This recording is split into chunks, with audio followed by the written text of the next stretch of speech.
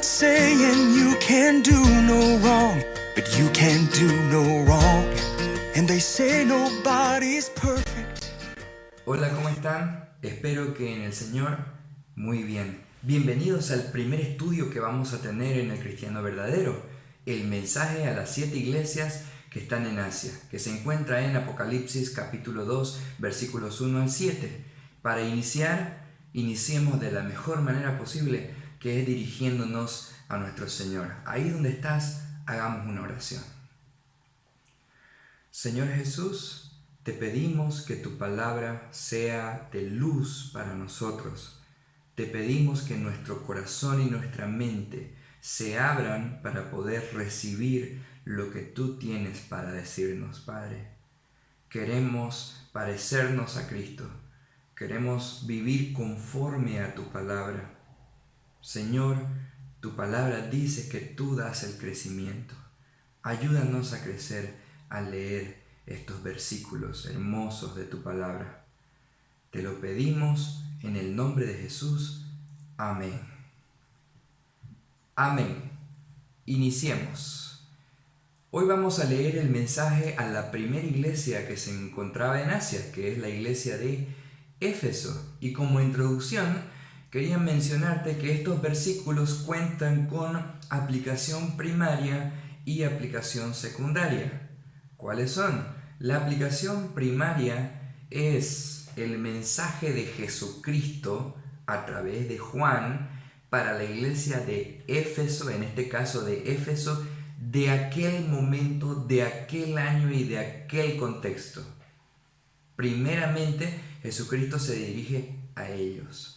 Y aplicación secundaria es el mensaje de Jesucristo a través de Juan para la iglesia de todo el mundo y de todos los tiempos. Es decir, que nosotros podemos interpretar estas palabras para nosotros. Si el Señor los exhortó a ellos, nos puede exhortar a nosotros, si es el caso en el que nosotros estamos fallando en aquello que Dios manda. También esto es aplicable a la iglesia universal de Cristo, a la iglesia que está en todo el mundo para todas las personas. El mensaje de Apocalipsis debe ser leído y debe ser estudiado por la iglesia de todo el mundo. Es decir, en conclusión, que esto cuenta con aplicación primaria y aplicación secundaria. Así que al momento de leer los versículos, pongamos nuestra vida en medio de la palabra de Dios para ver si nosotros estamos siendo elogiados por Cristo por las cosas buenas que podemos hacer por Él, y a ver si estamos siendo exhortados por nuestro Señor Jesucristo si es que en algo estamos fallando. Entreguemos nuestro corazón, nuestra mente al estudio del día de hoy. Y empezaremos preguntando lo siguiente: ¿qué significa para ti la palabra cristiano? ¿Qué significa ser cristiano para las personas? Hoy la palabra cristiano ha sido reducida a muy poco, ha sido menospreciada, porque ser cristiano significa para el cristiano todo, la obra de Jesucristo, su plan perfecto, su plan de salvación, la predicación del Evangelio, el hecho de que el Espíritu Santo mora en los creyentes. Para un cristiano lo es todo. El problema es que hoy en día el término ha sido menospreciado. Por ejemplo, ser un cristiano para algunas personas es no ser judío, por ejemplo, ¿no? Y también para las naciones cristianas podemos diferenciar una nación cristiana de una nación islámica o budista.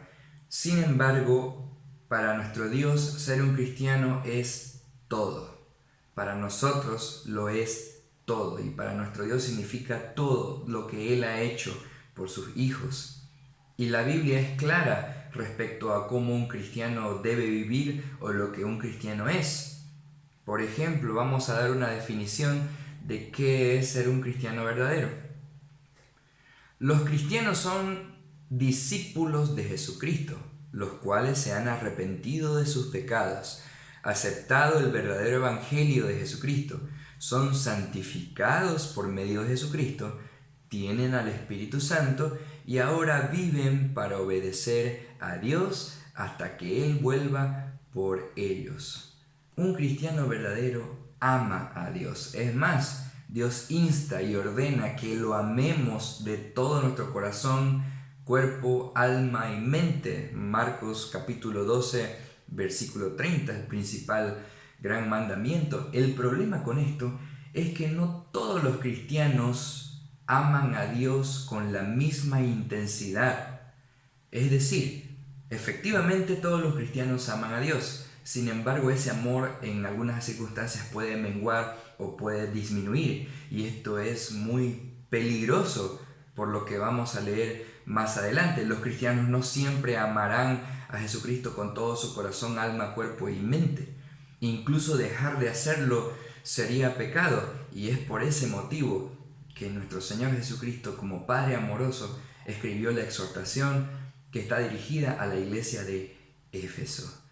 Demos lectura a estos hermosos versículos. Si estás ahí con tu Biblia, acompáñanos abriendo en Apocalipsis capítulo 2, versículos 1 al 7, que es el mensaje a la primera iglesia que se encontraba en Asia.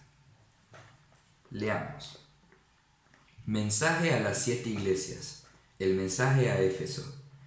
Escribe al ángel de la iglesia en Éfeso, el que tiene las 7 estrellas en su diestra, el que anda en medio de los 7 candeleros de oro, dice esto: yo conozco tus obras y tu arduo trabajo y paciencia, que no puedes soportar a los malos, y has probado a los que dicen ser apóstoles y no lo son, y los has hallado mentirosos, y has sufrido y has tenido paciencia y has trabajado arduamente por amor de mi nombre y no has desmayado. Pero tengo contra ti que has dejado tu primer amor. Recuerda, por tanto, de dónde has caído y arrepiéntete y haz las primeras obras, pues si no, vendré pronto a ti y quitaré tu candelero de su lugar si no te hubieres arrepentido.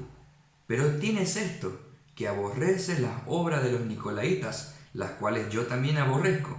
El que tiene oído, oiga lo que el Espíritu dice a las iglesias. Al que venciere, le daré a comer del árbol de la vida, el cual está en medio del paraíso. Palabra de nuestro Señor. Comencemos. Nuestro Señor Jesucristo empieza elogiando a la iglesia de Éfeso por todas las cosas buenas que hacía. Y como introducción al pasaje, en el versículo 1 podemos encontrar que dice: escribe al ángel de la iglesia en Éfeso, el que tiene las 7 estrellas en su diestra, el que anda en medio de los 7 candeleros de oro, dice esto. Empecemos con la palabra ángel. Esta palabra, su significado literal quiere decir mensajero. Es probable que Jesucristo no se esté dirigiendo a los ángeles del cielo, a los ángeles que están en la presencia del Señor, sino se esté dirigiendo a los ancianos o pastores u obispos que estaban en las 7 iglesias de Asia, debido a que el ángel del Señor, los ángeles, no cumplen un servicio de liderazgo en la iglesia. Así que si la traducción literal de la palabra ángel es mensajero, es muy probable que se esté dirigiendo a los pastores de las 7 iglesias.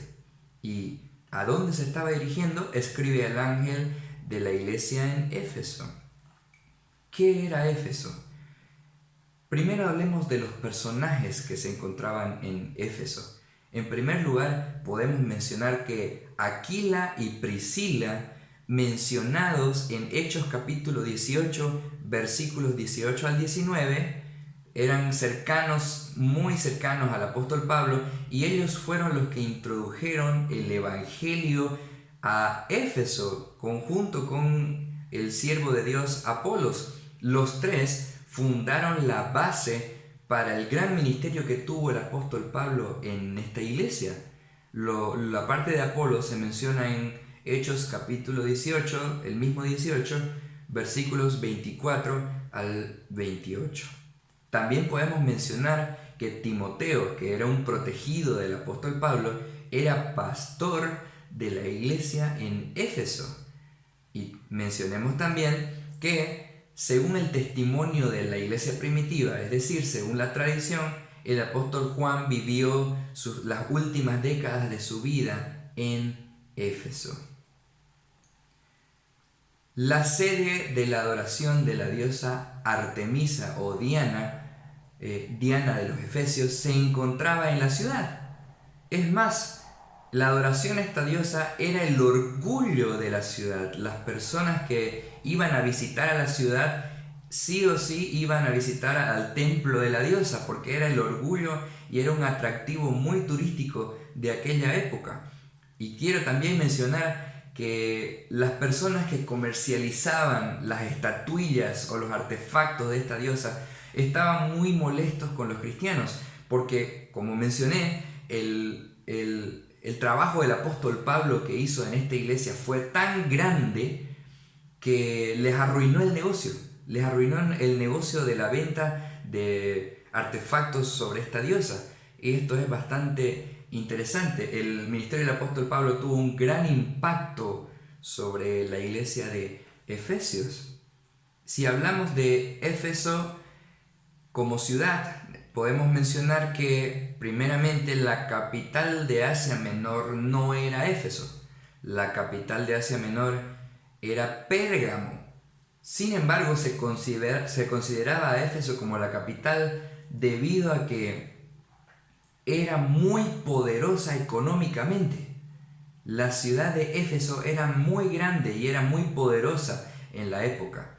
Incluso se la llegó a apodar como el mercado de Asia. Podemos entender el poderío y la grandeza que esta ciudad, en medio de las otras, tenía. Era una ciudad muy importante que prácticamente podía pasar tranquilamente como la capital de Asia Menor. Sin embargo, esto no es así, y aunque muchos consideren que Éfeso era la capital, en realidad la capital de Asia Menor era la ciudad de Pérgamo. Tenía una población entre 250.000 a 500.000 personas. El teatro de la ciudad existe hasta el día de hoy, y incluso ahí fue donde arrastraron al apóstol Pablo, a Gayo y a Aristarco, mencionado en Hechos capítulo 19, versículo 29. Éfeso también era el puerto principal de la provincia de Asia. Y escucha con atención, había una orden romana que, según decía, los gobernadores romanos que ingresaban a la provincia debían hacerlo por Éfeso, y estaba prohibido que un gobernador ingrese a la provincia por otro lugar. Tenían que hacerlo por Éfeso. Vemos entonces la importancia de esta ciudad, la importancia de la iglesia que se encontraba ahí. Y si leemos el libro de Efesios, podemos leer cómo los efesios en sus inicios amaron a Dios de todo su corazón. Esto es elogiado por nuestro Dios. Continuemos con el versículo. Dice: escribe al ángel de la iglesia en Éfeso, el que tiene las 7 estrellas en su diestra, el que anda en medio de los 7 candeleros de oro. 7 estrellas. Las 7 estrellas representan a los 7 mensajeros o a los 7 ángeles que se mencionan en este mismo versículo. Las 7 estrellas representan a los mensajeros que estaban en las 7 iglesias. Estas 7 estrellas están delante de Jesucristo, y esto quiere decir que Jesucristo gobierna tanto su iglesia como las personas que están observando la iglesia. Y si hablamos de los 7 candeleros, nos referimos a lámparas de aceite, y esto es una simbología de las 7 iglesias que estaban en Asia. La iglesia se representa como una luz en medio de la oscuridad de la región. Y si tomamos en cuenta la numerología bíblica, el número 7, la Biblia nos enseña que significa algo que está lleno, que está completo. Y al decir mensaje a los 7 candeleros de oro, se está refiriendo a las 7 iglesias que se encontraban en Asia, y como el 7 significa algo lleno, completo, Jesucristo se está refiriendo que es el mensaje a la iglesia de todo el mundo y de todos los tiempos. O sea que no cabe duda que estos versículos pueden ser aplicables a nuestra vida, y que esto cuenta con una interpretación secundaria, como lo mencionamos al principio. Pasemos al el versículo segundo. Versículo 2 dice: yo conozco tus obras y tu arduo trabajo y paciencia, y que no puedes soportar a los malos, y has probado a los que dicen ser apóstoles y no lo son, y los has hallado mentirosos. Excelentes elogios realiza nuestro amado Jesucristo a esta iglesia. Y algunas obras que nosotros hagamos en nuestro tiempo, en nuestra época, pueden ser también del agrado de nuestro Padre Celestial. Estudiemos qué hacían estas personas. Yo conozco. La palabra conozco viene del griego oídos, que quiere decir un conocimiento completo y un conocimiento pleno o total de alguna cosa. Y esta palabra oídos se diferencia de la palabra ginosco. La palabra ginosco también significa conocer, pero significa adquirir un conocimiento progresivamente. Cuando Jesucristo decía yo oídos tus obras, estaba diciendo que Jesucristo conoce la totalidad de las cosas que ellos hacen y todo lo que nosotros hacemos en su totalidad y en su complejidad. Yo oídos tus obras, Jesús conoce plenamente lo que la iglesia hacía y lo que nosotros hacemos. Jesús sabe todo sobre su iglesia. Podemos probar esto cuando Jesús menciona el mensaje a las 7 iglesias, cada una de ellas, que Él menciona elogios y problemas que estas iglesias tenían. Él lo conoce todo, lo menciona todo. Y esto es impresionante. Yo conozco tus obras y tu arduo trabajo y paciencia. Los efesios lo estaban haciendo bien. Estaban trabajando por Cristo de una manera excepcional. Estaban haciendo las cosas que agradaban a Dios. Tanto que utiliza la palabra en griego kopos, que quiere decir arduo trabajo, en donde denota trabajo hasta el sudor y cansancio y agotamiento máximo. Yo conozco tus obras y tu kopos y tu arduo trabajo.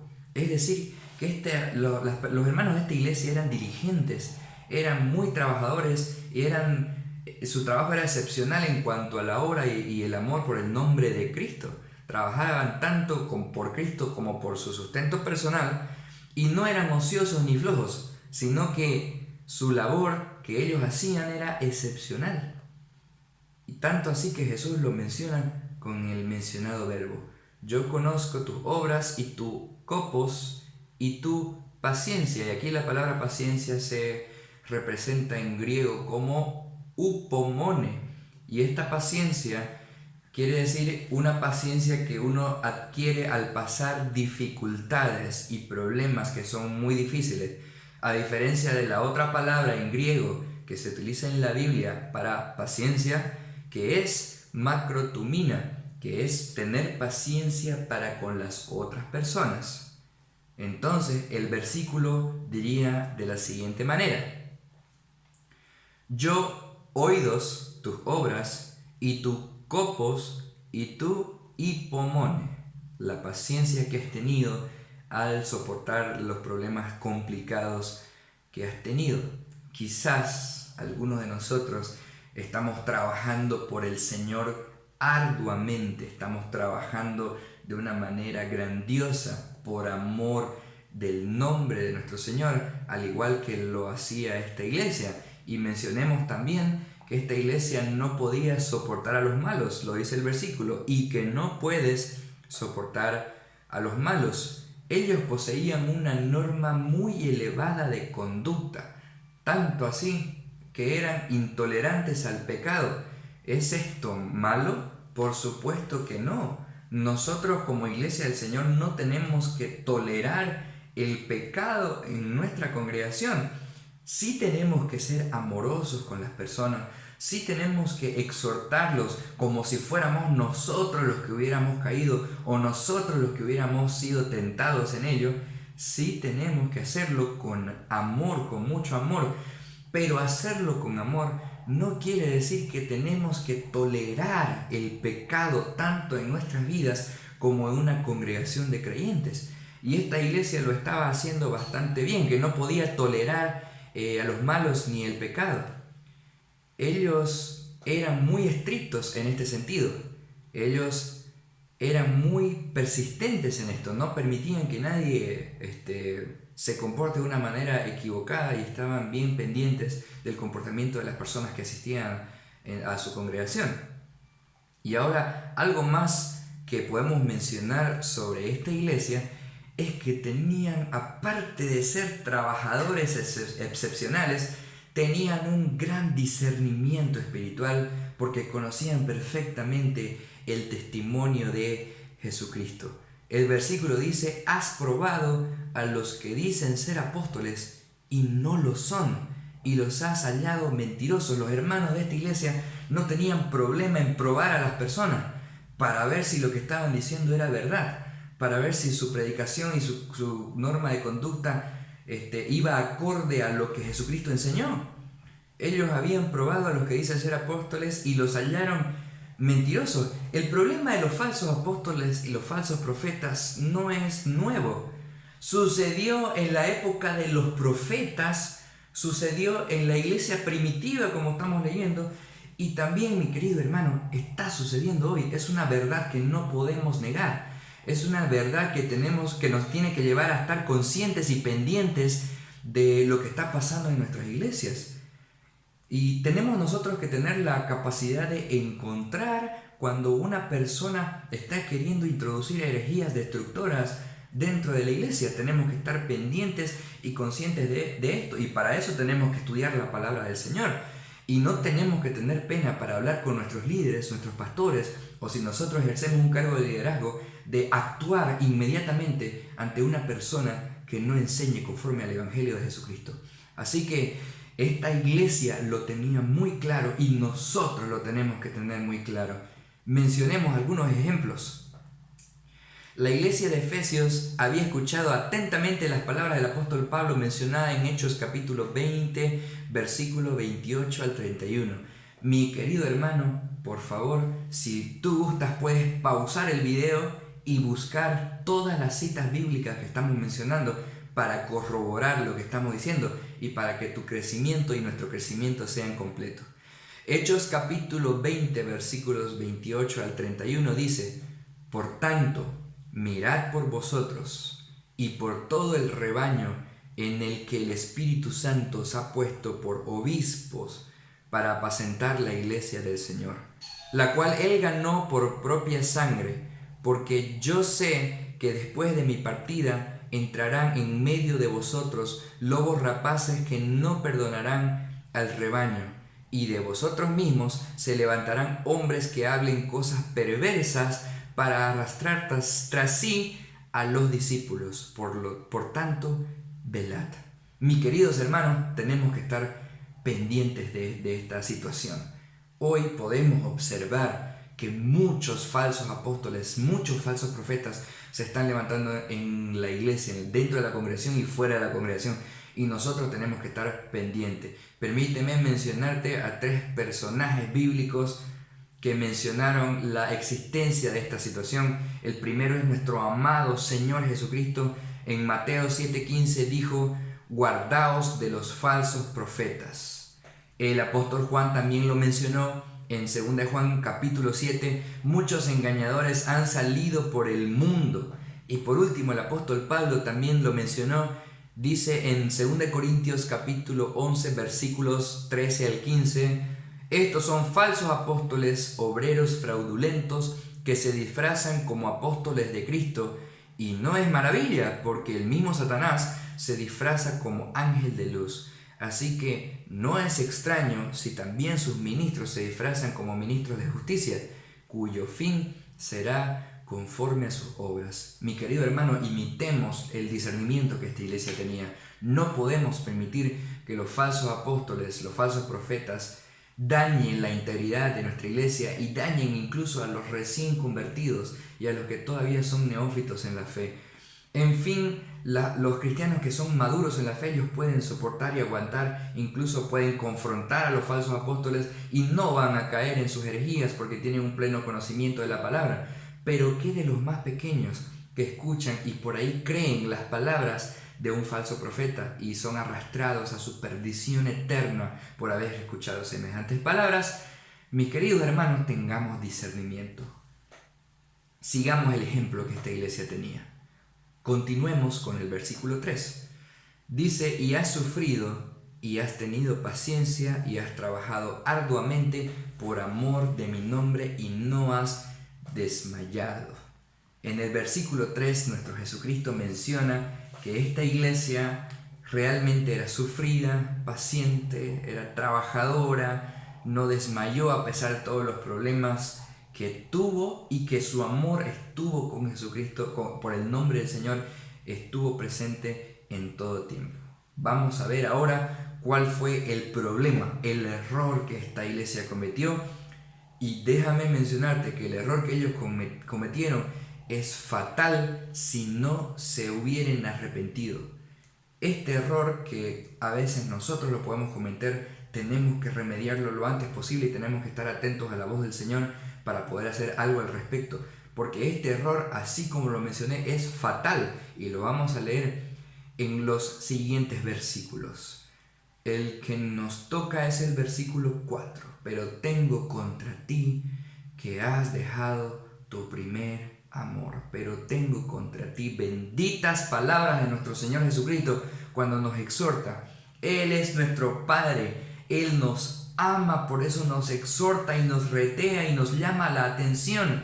Benditas palabras de nuestro Señor Jesucristo. Tengo contra ti. Qué hermoso es escuchar una reprensión del Señor. Si el Señor no nos amara, no nos reprendiera, no nos exhortara. Él permitiría que nosotros nos encontremos en nuestros pecados hasta el fin de nuestros días y que nuestra perdición llegue como un remolino y nos destruya. Entonces, benditas palabras de nuestro Señor Jesucristo que nos exhorta. Tengo contra ti que has dejado tu primer amor. A pesar del elogio que nuestro Señor mencionó a esta iglesia, a pesar de todas las cosas que ellos hacían, su trabajo excepcional, cometieron un error que podría costarles la vida tanto a ellos como a nosotros. ¿Ya? Ellos habían dejado su primer amor. Su ortodoxia doctrinal era correcta, su servicio era excepcional, pero todo esto se simplificó a ortodoxia mecánica. Ellos simplemente hacían cosas por el Señor, pero el amor y la pasión que sentían por Él estaba menguando y estaba disminuyendo. Ellos amaron al Señor, como podemos mencionar en el libro de Efesios, pero al parecer el tiempo menguó el amor y la pasión que estas personas tenían por nuestro Señor. Aquí nos preguntamos, ¿estamos nosotros amando a nuestro Señor como se debe? ¿O estamos haciendo las cosas simplemente por obligación y porque nuestra conciencia nos incomoda? Lo cual está bien que nuestra conciencia nos incomode, pero a duras penas vamos a la iglesia, a duras penas abrimos nuestra Biblia y a veces ni siquiera la abrimos y pueden pasar días. Quizás no doblamos rodillas delante del Señor para orar y para reconocer que es nuestro Dios. ¿Cómo está tu amor por el Señor? Yo también me hice esa pregunta y es necesario que todos los cristianos la respondamos. ¿Cómo está nuestro amor al Señor? Este problema había sucedido con la iglesia que estaba en Éfeso. Ellos habían dejado su primer amor, esa pasión de un enamorado por el Señor Jesucristo. ¿Y qué significa dejar el primer amor? Esto puede significar haber dejado de amar a Dios con todo su corazón, con toda su alma, haber dejado de amar a Dios, a Cristo. También significa haber dejado de amar a los hermanos. Y por último puede significar haber perdido el amor por los no creyentes y su predicación al Evangelio.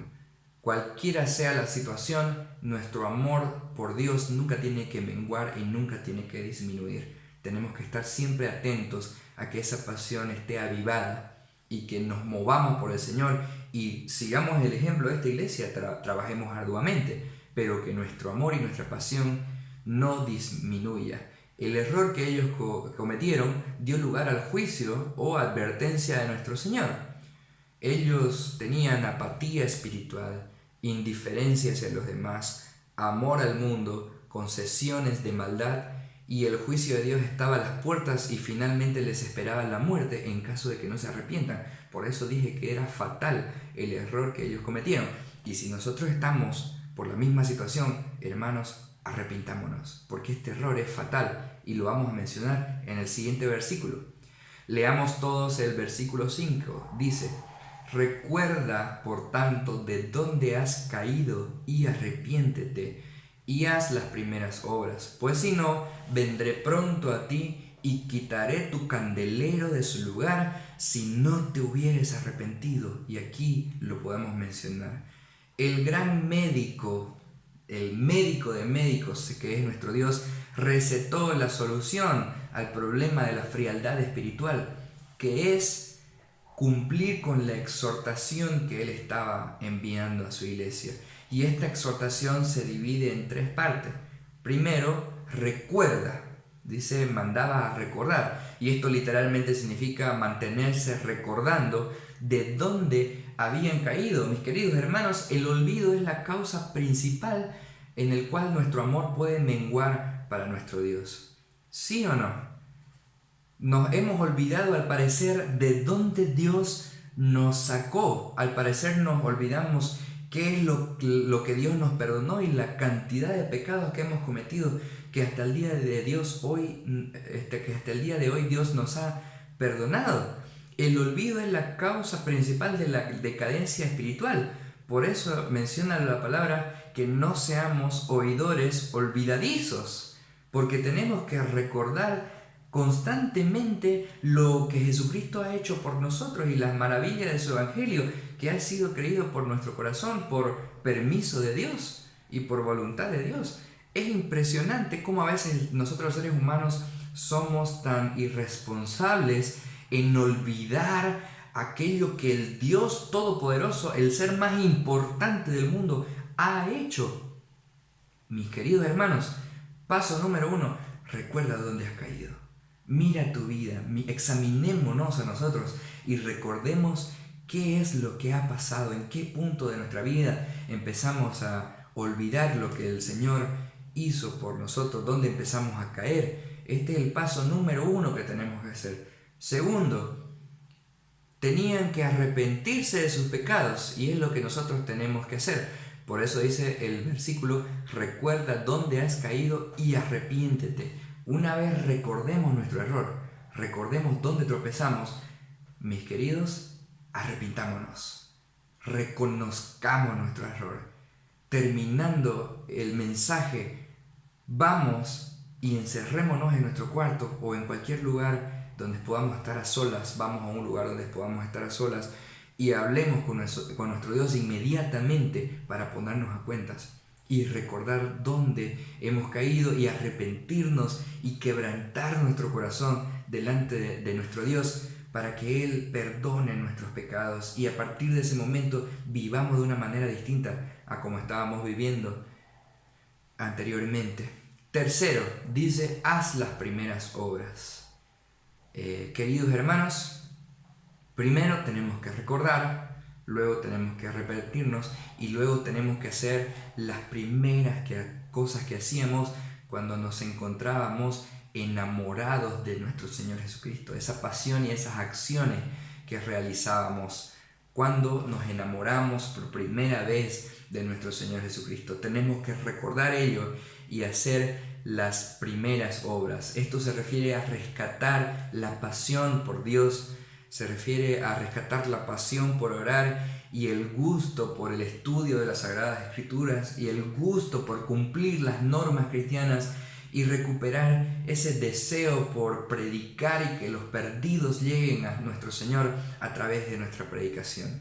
Eso tenemos que hacer. Lo repito una vez más.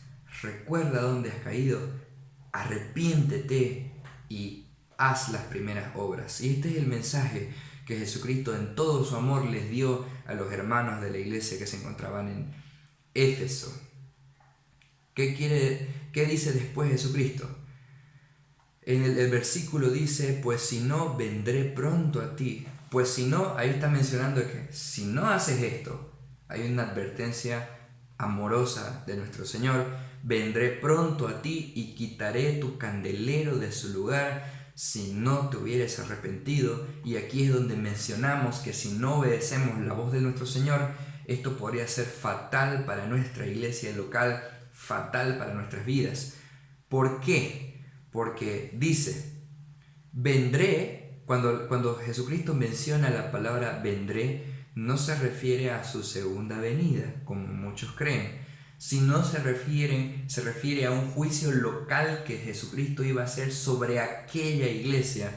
Y es un juicio local que nosotros puede hacer, que Jesucristo puede hacer sobre nosotros, sobre nuestra vida personal y sobre también la iglesia donde nosotros asistimos. Entonces Jesucristo vendrá si no nos hemos arrepentido y si no escuchamos las palabras de Él, y quitaré tu candelero de su lugar. Recordemos que candelero es iglesia. Esto quiere decir que Jesucristo iba a quitar la iglesia de su lugar. Prácticamente pondría fin a la iglesia de Éfeso. ¿Jesucristo podría hacer esto con nosotros? Por supuesto que sí. Por supuesto que sí. No lo dudemos. Recordemos que Jesús es un juez también, y no es como un juez de este mundo que se podría dejar sobornar. Jesucristo lo dice: vendré pronto a ti, y lo hará. Jesucristo lo dice: quitaré tu candelero de su lugar, y lo hará. Mis queridos hermanos, esto es serio y tenemos que escuchar y tenemos que hacer lo que nos manda y no permitir que la frialdad continúe en nuestros corazones. Exhortación con mucho amor de parte de nuestro Señor Jesucristo. Continuemos al versículo 6.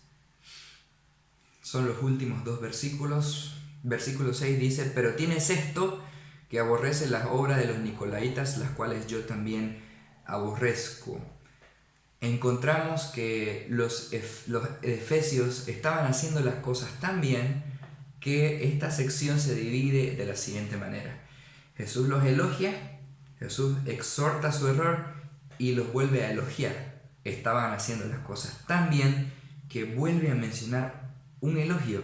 Otra cosa maravillosa que esta iglesia hacía.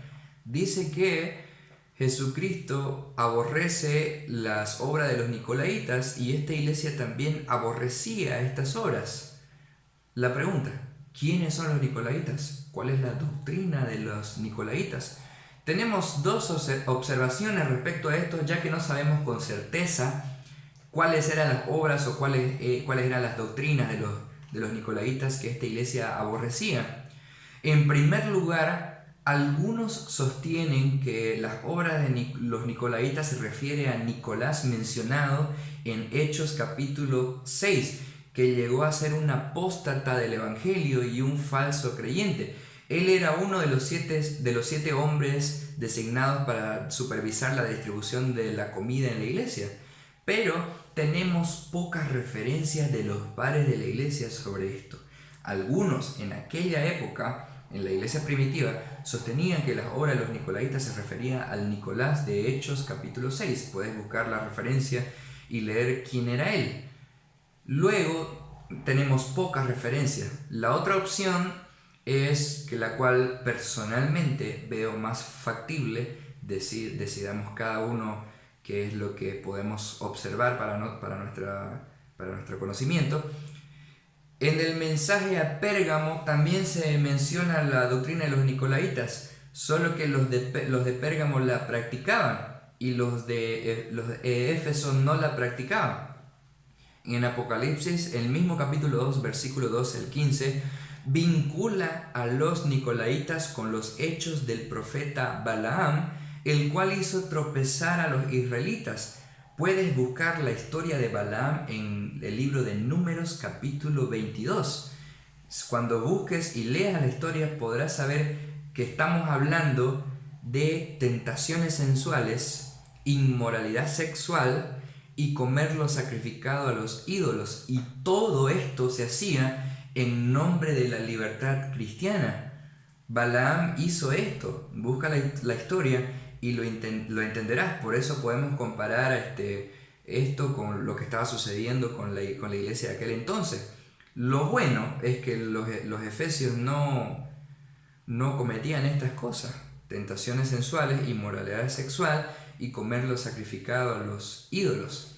Permíteme mencionarte un autor, Mary C. Tenney, en su libro Interpreting Revelation, menciona que la enseñanza de los nicolaitas era una exageración de la doctrina de la libertad cristiana, que intentaba concesiones éticas con el paganismo.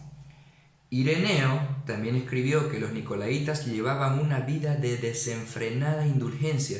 Esto ha sido citado por Merrill también.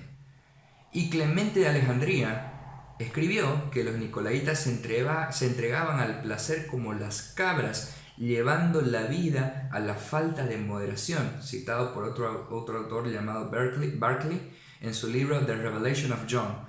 Podemos concluir con estos autores y con lo que encontramos en la iglesia de Pérgamo respecto a los nicolaitas, que la doctrina de los nicolaitas no era ni más ni menos que libertinaje, que es muy distinto a la libertad que tenemos en Cristo. El libertinaje, según esta doctrina, te permite hacer lo que tú quieras, el pecado que tú quieras, sin tomar en cuenta el juicio de Dios que vendrá sobre ti. Ellos toman en poco que para Dios esto es serio y tú puedes hacer lo que quieras, total, Cristo te puede perdonar. Quizá muchos cristianos en esta época creen eso. Ellos practican un libertinaje y esto es el problema que esta iglesia odiaba, pero nosotros no estamos absueltos de cometer esto, no estamos libres de cometer esto. Entonces tenemos que tener mucho cuidado en no considerar el libertinaje como una opción de vida. ¿Por qué? Porque el libertinaje, mis queridos hermanos, nos va a condenar al infierno. Si nosotros practicamos esto, como observamos en esta doctrina de los nicolaitas, podríamos condenar nuestra alma. Podríamos condenar nuestra vida al infierno eterno. Continuemos. ¿Cuál es el consejo que Dios da? Versículo 7, el último. Prestemos atención. El que tiene oído, oiga lo que el Espíritu dice a las iglesias. Al que venciere, le daré a comer del árbol de la vida, el cual está en medio del paraíso de Dios. La exhortación, el que tiene oído, oiga lo que el Espíritu dice a las iglesias, está en cada una de las 7 cartas enviadas a las iglesias. Se encuentra al final. Y esto quiere decir que si está en cada una de las 7 cartas, esto es serio para nuestro Señor. Esto es imperativo que lo hagamos, esto es importante que lo consideremos hacer, porque ha sido enviado a las 7 cartas. La importancia se denota en el mismo contexto de su repetición. Y aquí quiero que tomemos en cuenta: el que tiene oído, oiga lo que el Espíritu dice a las iglesias. Iglesias está en plural y podemos mencionarlo también como aplicación secundaria, interpretación secundaria. Se refiere a la iglesia universal. Ya cada iglesia de este mundo necesita escuchar este mensaje. Cada iglesia que existe hoy, cada iglesia local, la iglesia universal de todo el mundo, necesita escuchar estos mensajes. Es imperativo. Es imperativo que lo hagamos en nuestros estudios, en las reuniones que algunos podamos tener en casa. Recomendemos a nuestros pastores, a nuestros líderes que hablen sobre esto. Recomendémosle, acerquémonos y pidámosle que hagan estudios. Y si algún líder o pastor está escuchando este mensaje, hagámoslo, porque es muy importante que los hermanos escuchen las palabras de nuestro Señor Jesucristo a la iglesia de todo el mundo. Es muy importante, tenemos que hacerlo. El versículo también dice: al que venciere, le haré comer el árbol de la vida, el cual está en medio del paraíso de Dios. La frase el que venciere se refiere a todos los cristianos verdaderos. Primera de Juan, capítulo 5, versículos 4 al 5, dice: porque todo lo que es nacido de Dios vence al mundo, y esta es la victoria que ha vencido al mundo, nuestra fe. ¿Quién es el que vence al mundo? Sino el que cree que Jesús es el Hijo de Dios. Mis queridos hermanos, la frase al que venciere se refiere a todos los verdaderos cristianos que tienen con ellos la victoria que les ha brindado nuestro Señor Jesucristo. Jesús venció por nosotros y nos dio esa victoria. Nosotros estaremos con Él. Nosotros viviremos con Él porque tenemos la victoria. A eso se refiere al que venciere. Todos los verdaderos cristianos de todo el mundo que tienen la victoria con nuestro Señor Jesucristo. Le daré el árbol de la vida, el cual está en medio del paraíso de Dios. El árbol de la vida hace referencia al mismo árbol de la vida mencionado en Génesis capítulo 3, versículo 22 en el Antiguo Testamento. El árbol de la vida simboliza a que nosotros tendremos vida eterna junto con Cristo Jesús. Estaremos con Él para siempre. A eso se refiere, le daré a comer del árbol de la vida. Nuestra vida eterna con nuestro Señor Jesucristo está garantizada. Pero antes tenemos que escuchar las palabras de nuestro Señor, escuchar la exhortación que Él nos dio. Y mi querido hermano, no permitas que la frialdad domine tu alma. No permitas que eso te destruya como un cáncer dentro de tu corazón que va a destruir tu alma y destruir tu cuerpo. Mi querido hermano, esta es una exhortación que nuestro Señor Jesucristo hace para todos nosotros. Debemos escucharlo y debemos hacer las recomendaciones que Él nos dio en el versículo anterior. Para nosotros, la iglesia de Éfeso es un ejemplo tanto de servicio y de cosas buenas y excepcionalmente buenas, pero también tenemos que entender que las buenas acciones no pueden compensar la frialdad espiritual que nosotros tenemos, que a veces nosotros podríamos tener. Mi querido hermano, hagamos caso de nuestro Señor y no permitamos que esa frialdad nos domine. Oremos, apasionémonos por Dios y volvamos a hacer las primeras obras. Oremos. Amado Dios, nos encomendamos a ti, nuestro corazón lo entregamos a ti. Te pedimos, Dios, que nos perdones nuestros pecados, que perdones la frialdad espiritual que podríamos tener, que podemos tener, que algunos están pasando por esto. Amado Dios, perdónanos. Queremos, Señor, escuchar tus palabras. Queremos agradecerte por tus palabras y queremos vivir conforme a lo que tú dijiste para poder agradarte. Protégenos, cuídanos y ayúdanos a crecer en ti. Te lo pedimos humildemente en el nombre de nuestro Señor Jesucristo. Amén y amén. Amén, amado hermano. Te esperamos en el siguiente estudio que vamos a tener en la página. Dios te bendiga grandemente. Un fuerte abrazo. Come on and sing.